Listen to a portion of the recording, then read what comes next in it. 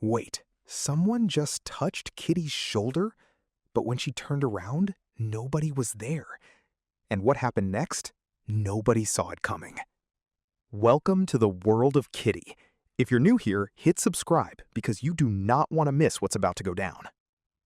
"Huh," said Kitty's dad, Whiskers, stepping back to take a good look. "Whiskers," the girls said together. "Hey, why do you two always say my name in that tone?" "Whiskers, I'm standing on this side of the room."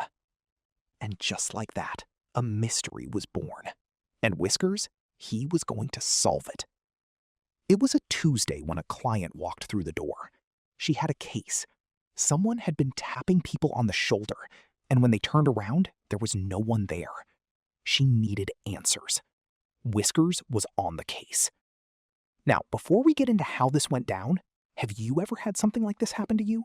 Someone tapping your shoulder and disappearing? Drop it in the comments. We want to know. He started asking questions.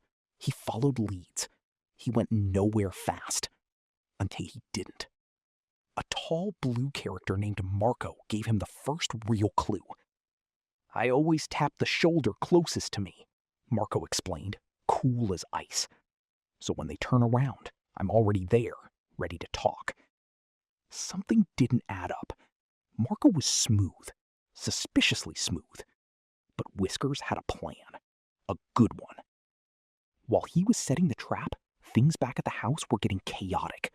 The girls were mid-argument. Someone wasn't sharing, and Whiskers' partner was somewhere in the middle trying to keep the peace. But that story will have to wait, because the trap was ready. Whiskers called everyone together. Silence. Whoever touched someone's shoulder will have glitter on their fingers. One by one, hands went up. And there it was. Glitter. The answer had been sparkling the whole time. Case closed. Another mystery solved. And now, Whiskers wanted to do what he actually loved. Play the drums. Which brought him to a music shop. He wasn't there for drums this time, though. He was there for his daughter. "I want my little girl to learn violin," he told the shopkeeper. "You've come to the right place. We have all sizes. Big, small, different woods, different price ranges. Well, that depends on where it's made. If it's imported from Europe, the price goes up." And then Whiskers saw something, heard something, a sound so unexpected coming from the corner of the shop that he completely lost track of the conversation. The shopkeeper kept talking. Whiskers was not listening. When he finally snapped back, the shopkeeper was wrapping up. "Who does that?" Whiskers asked. "I don't." Not the answer he was looking for. But the search wasn't over. Not even close. Meanwhile, back at Grandma Mitten's house, the girls had spent the whole afternoon building something incredible. A tower of blocks, taller than anything they'd built before. "Oh my goodness, girls! Bye, Grandma Mittens!" Whiskers turned to leave, then stopped. He already knew what his partner was about to say. Then he looked out the window. The sky had changed. The temperature was going to drop overnight. You could feel it coming. Inside, Grandma Mittens sat down with a cup of tea and looked over at the tower. Then Grandpa Claus shuffled in, eyeing the room. There was a game he wanted to watch, and to watch it, well, he'd need the room. He looked at the tower. He looked at the screen. He looked at the tower again. Nobody comes in here until the girls arrive tomorrow. He sighed. He found another way in. Sliding along the wall, one careful step at a time, he made it. He watched the game. The tower survived. Barely. The next morning, the girls ran straight for the room. "Grandma Mittens!" Of course I did. The tower stood exactly as they had left it, every block in place. Grandpa Claus said nothing. He just smiled. Some things don't need explaining. "Can you help us build it even higher this time?" Grandpa Claus and I? Absolutely.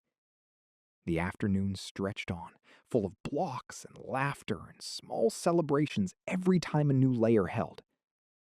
Later that evening, Whiskers dropped into his chair like a bag of bricks. Soft music filled the room. He closed his eyes. Bliss. His eyes opened. The girls. Of course it was the girls. Stop the music! Stop it! Leave! Go! He looked at his partner. His partner was already laughing. It started. He exhaled. Hey, phony! Louder! What followed was a full-on battle of voice commands, each one overriding the last, music swinging from calm to chaos and back again. His partner found it deeply entertaining. He did not. Eventually, the room went quiet. Whiskers said nothing for a long moment. Hey, phony! He won. Then there was the tattoo. Whiskers had walked past a tattoo parlor exactly 3 times before he finally went in. Incredible! I want one. I want it on my back. Something that makes me look tough, dangerous. I don't care what it is. I'll leave the design up to you, but it needs to be fearless. A snake on a motorbike, something on fire. Things on fire, always good. The needle started. It gripped the chair. He told himself it was fine. He kept saying it was fine. It was fine. Long pause. He left before anyone could say anything else. He did not look back. And he did not look at the mirror. Some things are better left unknown. The day was almost over. The girls had pushed every limit available to them. Whiskers had tried every parenting approach in the book. He stared at the wall. Then he picked up a pen. Dear Government, my daughters don't do anything I say. I tell them to clean their rooms, eat their vegetables, obey basic household rules, and nothing. What exactly are you planning to do about this? Sincerely, Whiskers Healer. He sealed it. He stamped it. He walked it to the mailbox himself. 3 days later, a letter arrived back. Dear Mr. Healer, the behavior of your daughters is not our responsibility. It is yours. Please enjoy these coupons. Sincerely, the government. He stared at the coupons. He picked up his pen again. Dear Government, if you want my photo on anything this year, you will need to significantly improve your ideas. I pay my taxes. The least you can do is handle 2 very chaotic kittens. Whiskers Healer. Sealed, stamped, mailbox. The response came faster this time. Dear Mr. Healer, your taxes go toward roads, hospitals, and defense, not toward making your daughters listen to you. We are sorry. We have also lost your vote, but honestly, we never really liked you. Perhaps try the other candidates. Enjoy the enclosed calendar. Sincerely, the government.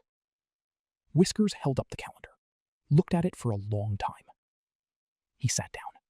The girls ran past him, loud and laughing, absolutely unstoppable. He watched them go. And somehow, he smiled.